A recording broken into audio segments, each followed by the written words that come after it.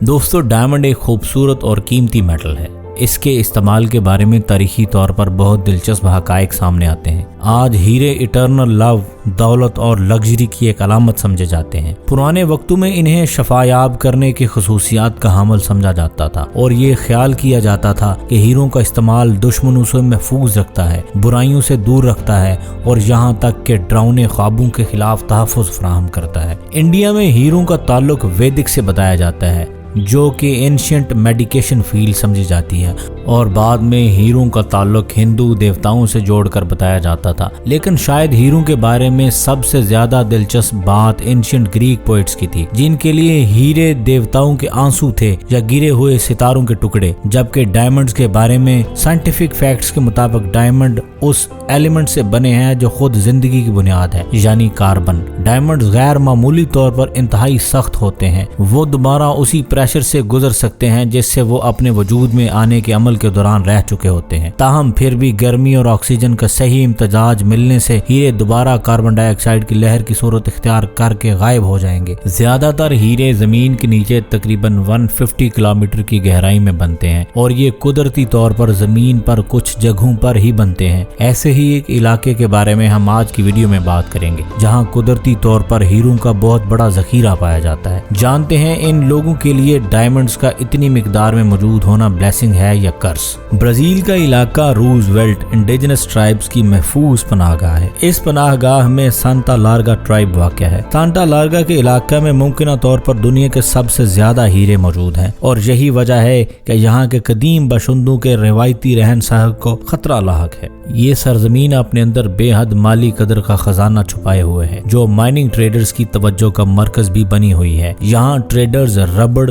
Gold और diamond mining के लिए खींचे चले आते हैं, लेकिन ट्रेडर्स के लिए अट्रैक्शन की सबसे बड़ी वजह यह है कि ये इलाका एक बहुत बड़ा हीरों का खजाना है। इस इलाके को रिप्रेजेंट करने के बारे में अंदाजा लगाने के लिए research and mineral reservation company CPRM ने कहा ये इलाका प्लेनेट अर्थ पर हीरों की तादाद में 5वां बड़ा एरिया है। CPRM ने जापानीज गवर्नमेंट और नासा के प्रोवाइडेड इंफॉर्मेशन एंड फैक्ट्स से ये नतीजा अखज किया था। ताहम कुछ जियोलॉजिकल एक्सपर्ट्स का ख्याल है कि यहाँ एक्सपेंसिव मिनरल्स की तादाद लगाए गए अंदाजे से भी ज्यादा है और ये अज्यूम किया जा रहा है कि ये दर हकीकत रूजवेल्ट रिजर्व दुनिया के हीरो में सबसे बड़े जखायर हैं। यहाँ पर आबाद सांता लार्गा इंडियंस के लिए जंगल इनका घर है। यहाँ वो अपनी सकाफत का तजर्बा कर सकते हैं और फितरत से जिंदगी गुजार सकते हैं। इस इलाके में लगाए गए माइनिंग प्रोजेक्ट्स इस इलाके के माहौल का एक बहुत बड़ा हिस्सा तबाह कर देंगे, जिससे इन ट्राइबल पीपल की जिंदगियां खतरनाक हद तक मुतासर होंगी और यहाँ फोर्सफुली कानकुनी के लिए डिफॉरेस्टेशन की जाएगी, यानी आहिस्ता आहिस्ता जंगलात खत्म कर दिए जाएंगे, जिसकी वजह से लोग बेघर होने पर मजबूर हो जाएंगे। इसलिए ये बात सच है कि इतने पैसे पैदा करने की सलाहियत रखने वाले मादनियात पर काबज होना दुनिया की नजर में ब्लेसिंग हो सकता है, लेकिन इन सांता लार्गा इंडियंस के लिए ये किसी कर्ज से कम नहीं है। 2004 में एक्सपेंसिव स्टोन की तलाश में इस इलाके की तलाश करने वाले लोगों की तादाद तेजी से बढ़ने लगी, जिससे मकामी लोगों में एंजाइटी पैदा हुई, जिसके नतीजे में बाहर से आए हुए लोग और यहाँ के कबायली लोगों का आपस में तसादम हुआ, जिसका नतीजा अफसोसनाक था। सांता लार्गा के कबाइल लोगों ने इस कत्लेआम में 29 कानकुनों को कत्ल किया, जिसने दुनिया भर के अखबारात को मुतहर्रिक कर दिया। मकामी रहनुमाओं ने इस वक्त दावा किया था ये अमवात इस वजह से हुई है कि कानकुनों ने बहुत सी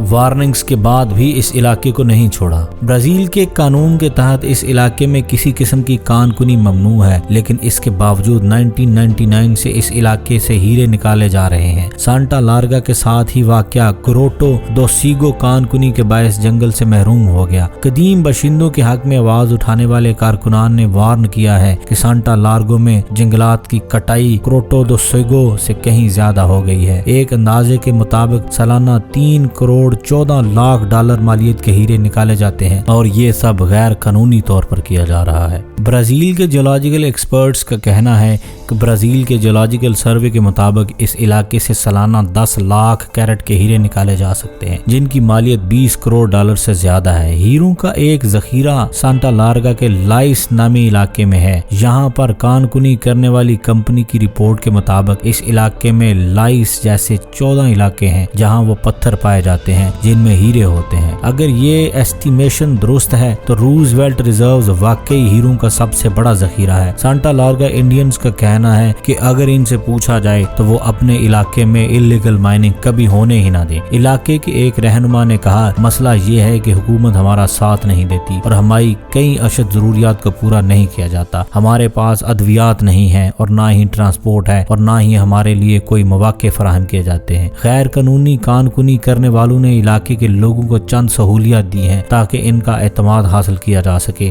और इनको कायल किया जा सके कि कानकुनी करने दी जाए। लेकिन दरअसल इन लोगों की एक्सप्लॉयटेशन का तरीका है। इन्हें थोड़ी सी सहूलियात देकर इनके ही घर को तबाह करने की इजाजत ली जा रही है और कुछ लोग मजबूरी के तहत एक्सप्लॉइट भी हो रहे हैं। इसके बावजूद कुछ लोग ऐसे हैं जो हर मुमकिन कोशिश कर रहे हैं कि इस इलाके में इल्लीगल माइनिंग को रोका जा सके। अगर ये लोग मिलकर अपनी आवाज को इतना ऊंचा कर लेते हैं कि वो ह्यूमन राइट ऑर्गेनाइजेशंस को सुनाई देने लग जाए तो शायद इस इलाके और यहाँ के लोगों की तकदीर बदल सकती है। उम्मीद करते हैं आज की वीडियो आपको पसंद आई होगी। Stay tuned for the next video with interesting facts and figures.